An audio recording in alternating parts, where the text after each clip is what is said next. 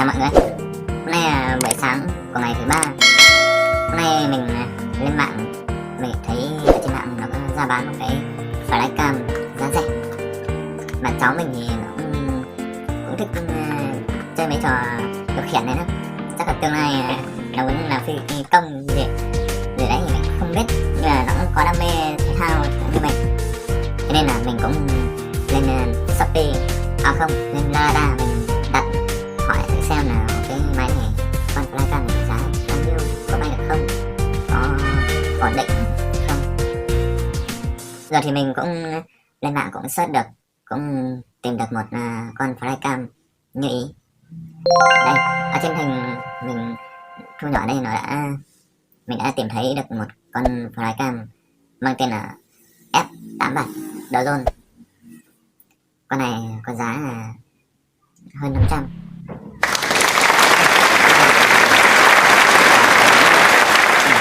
Đợi một tuần sau hàng vào rồi mình sẽ khui ra kiểm tra mọi người nhé. Bây giờ mình sẽ click vào mua nhá.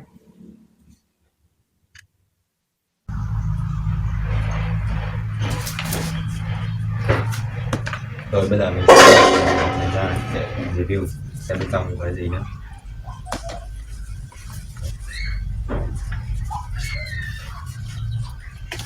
Let's go. Hello, xin chào cả nhà, xin chào các bạn. Bây giờ mình cũng vừa đi lấy hộp flycam này về. Mọi người hãy xem mình bóc hộp, hãy xem mình mở hộp con này xem bên trong nó có cái gì nhé. Con này mình mua là 1.650.000 và mình đã chuyển trước 1.1 triệu, hơn 1 triệu, còn lại là 527.000 là phí thu hộ, còn 500 là phí giá của nó. Đây này, đấy mọi người thấy chưa? Mọi người nhìn nó hơi gập thế. Rồi bây giờ mình sẽ mở cái hộp này ra cho mọi người và sẽ test xem camera này mình mua ở trên Lazada, xem loại này nó có 2 camera, thấy bảo sắc nét lắm, nhưng mà mình mở thử ra xem, review test thử cho mọi người xem nó có xứng đáng với 1.650.000 không nhé. Nào, đi nào. Đây trên tay mình là cái hộp đây, số tiền thu hộ là 527.100 đồng. Cái này là của nó là 1.650.000, nhưng mà mình đã chuyển trước hơn triệu, còn lại là 500.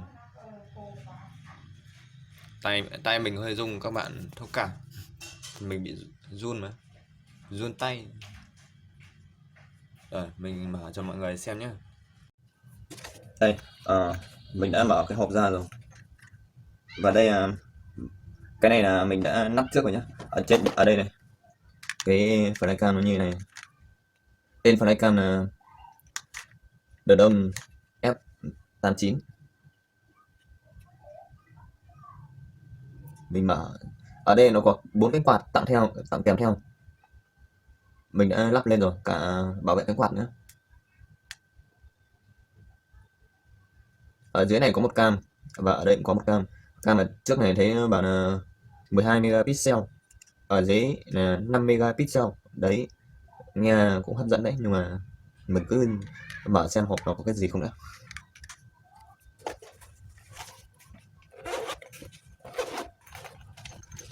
Ở trong hộp là một cái này, cái điều khiển mọi người ạ. Đây, cái này là cho điện thoại vào này. Còn cái này là phím bấm, phím đây nhá. Cái phím bên này là nó lên xuống, gọi là cho điều khiển máy bay đi lên này, và cái này đi lên, cái này đi xuống, sang trái và sang phải. Còn bên này là chuyển đi tới và đi lui, đi lên đi xuống, đi đến là lùi lại ấy. Đấy, còn cái này quay trái quay phải. Còn cái này là phím tự động bay lên và bay xuống đáp đất. Cái này là phím 360 độ này.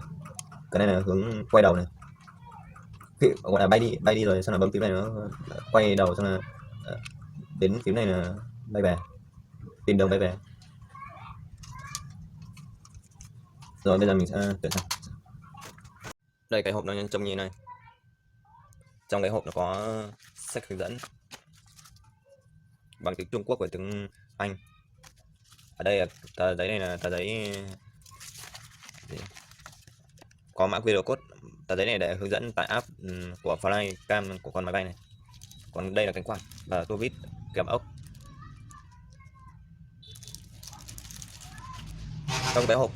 Trong cái hộp cũng khá đẹp đúng không mọi người? Rồi bây giờ mình sẽ cho mọi người xem này. Đây là hình ảnh. Đây nhá, mình sẽ điều khiển cho mọi người xem nhé. Đây này, hướng dẫn mọi người nhé. À quên tôi bật. Đây phím này phím bật nha. Đây này. Hướng dẫn lại từ đầu nhé. Đầu tiên mọi người còn quên dưới này là pin này. Tháo cái này ra là pin này. Do mình cầm máy nên là tháo hơi khó. Đây nắp pin vào cái đây chỗ này. Đấy, đẩy cái này ra là để cắm sạc. Đây này mọi người, đây là cái pin của nó này. Đấy, còn chỗ này là sạc. Chỗ cắm sạc, dây sạc của nó đây này. Dây sạc của nó đây, đấy. Cắm vào là sáng cái chỗ này lên. Đấy, mọi người nhìn thấy không? Cắm vào nó sẽ sáng lên, khi nào mà sạc đủ rồi thì nó sẽ tự tắt cái led này đi. Bây giờ mình sẽ cắm cái pin này vào. Đây này, mọi người cho vào như này. Đút vào đây rồi bấm lại. Đấy. Xong là mọi người quay bấm lên mở nguồn lên này. Đấy, xong là quay để lấy định vị. Quay 3 lần nha.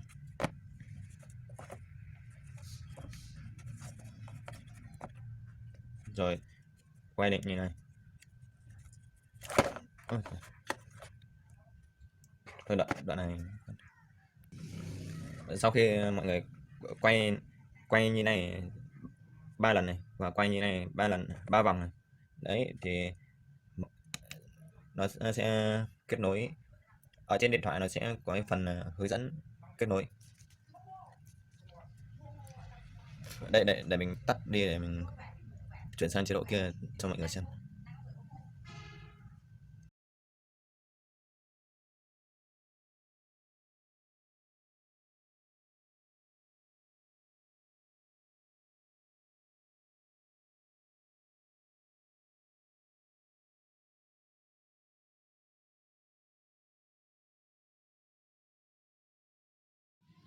If I should stay or be alone,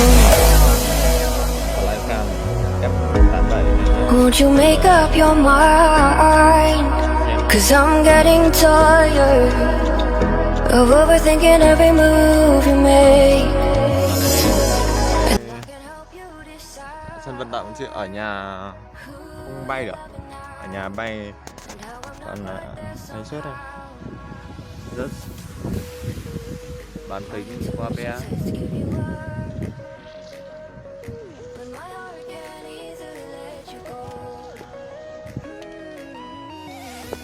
Bây giờ mình sẽ mở máy lên.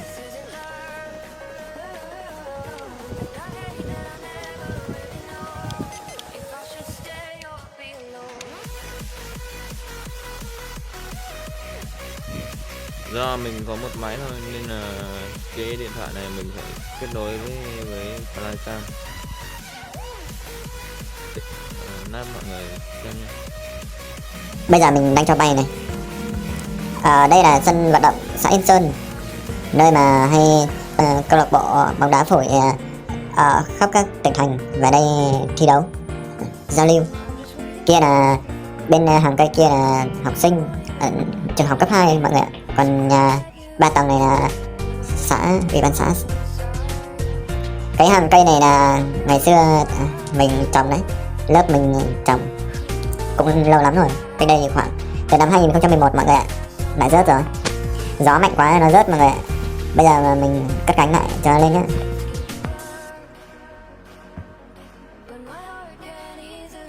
Đây là hình ảnh của Flycam Mavic Mini, giá gọi là giá hạt gạo.